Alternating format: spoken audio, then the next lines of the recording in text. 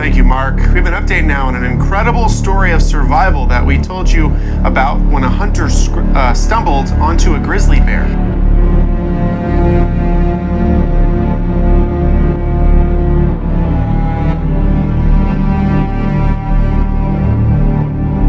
Yeah, so we got a pretty early start. We headed out on the ATV, drove in basically in the dark, headlamps, parked the ATV. We split up. I mean, I don't know, that's just kind of always what I've done hunting. It was just basically no warning. All of a sudden, like, I hear some commotion and I look over, and about 15 yards away, or what felt like 2 feet, I suddenly just see this grizzly bear running at me. Just, like instinctively, like swung out my rifle, but in those moments, like while the rifle was coming up, in my mind, I was like, you're not getting your finger in the trigger guard and you're not getting the safety off. Like, just shove this thing between you and the bear, because this is going to happen no matter what you do. I was backpedaling to kind of fight or flight, and my body, let's get out of here, and knocked me back, grabbed my arm here, kind of shook it around. Definitely heard the breaking of my bones in my arm. So the bear grabbed me by the leg here, kind of clamped down and was shaking me around with no effort whatsoever. I mean, when people say shaking like a rag doll, like, and then, but at the same time, it also, like, it pulled my leg hard enough that I knew in my mind, like, your leg's not supposed to stretch that far where your knee is. And then he just dropped my foot and ran off. And I just keep yelling for Dan. And we did a little assessment, kind of looked at things, took gloves off just to make sure I wasn't like profusely bleeding. And couldn't find anything horribly wrong. But we gave my wife, Annika, a call. Clearly something had gone wrong because his voice was like shaking and he was terrified. Sounded like very distraught.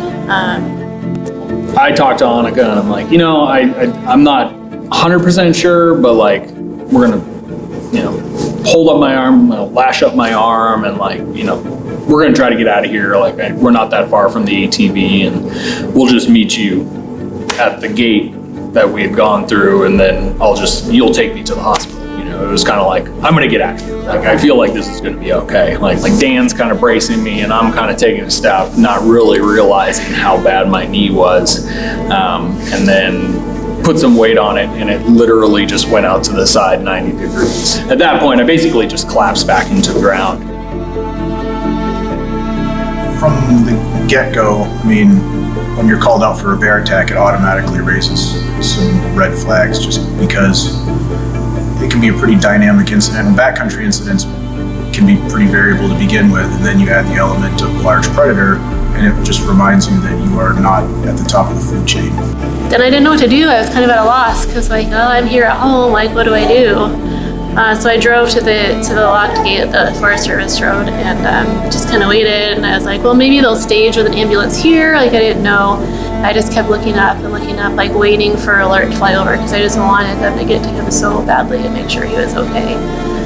Circled the area for quite a while looking for our victim, looking for any signs of people. It was heavily wooded. And then I believe we actually saw his partner first, who had made his way to a clearing. So then it became a challenge to find a spot to land.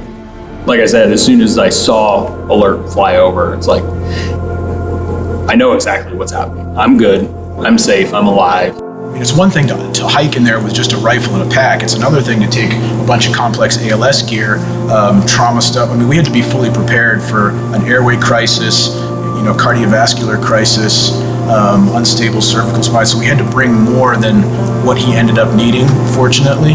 And he was in pretty harsh terrain by the time we got to him. I mean, there was little ridges and swales, and there's alders, and there's thick stuff, there's blowdowns. And so getting all of our equipment to that and then coming up with a plan to get him out while maintaining our safety margin.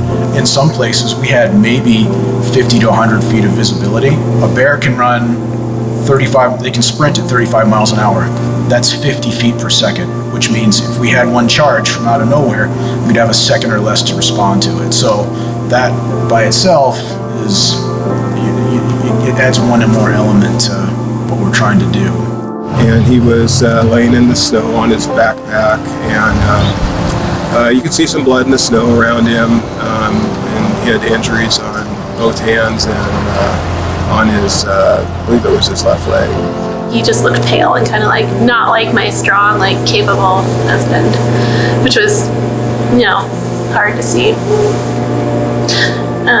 All the wounds that he had obviously were defensive. So it looked like he'd put up a fight. I mean, hand wounds and then keeping his body oriented, and you get his legs there. It would have been pretty easy for a bear to they'll spin you around and they'll get on top of you.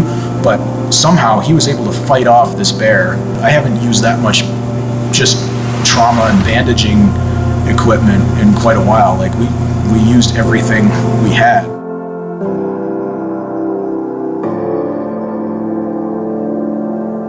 So when I saw him walk through the door, the first thing that I remember was he was sitting up, smiling, saying hi to everybody, like, hey, kind of, how's it going, sort of a thing. And so I was caught off guard a little bit by that, just by how well he looked. But then we kind of dug in a little bit deeper and saw, the injuries that he had, and he was handling it remarkably well. So although a lot of wounds look very small and superficial, just puncture wounds.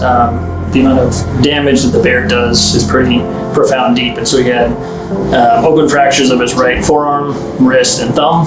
Those were all opened. He had a nerve injury on that side as well, and then his left knee had a multi-ligamentous knee injury, which was treated later by Dr. Benjamin Ward.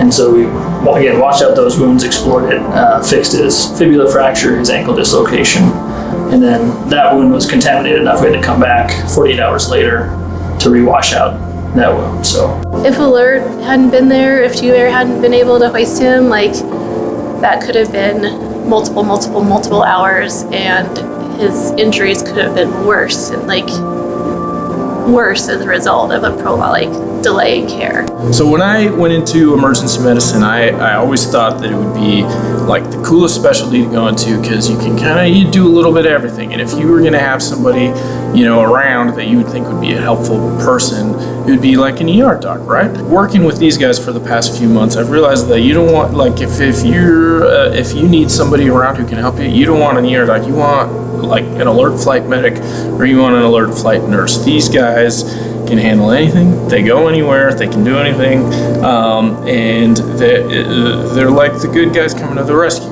They really are. It is such a comfort knowing that they're around and that they're available, and can come rescue you. Like, they save the day. That's what they do. They're really good. So without grizzly bears, without mountain lions, without any of these kind of what we might call apex predators, like, I don't think Montana would be the same. Like, it wouldn't be wild. It could just be, I don't know, anywhere.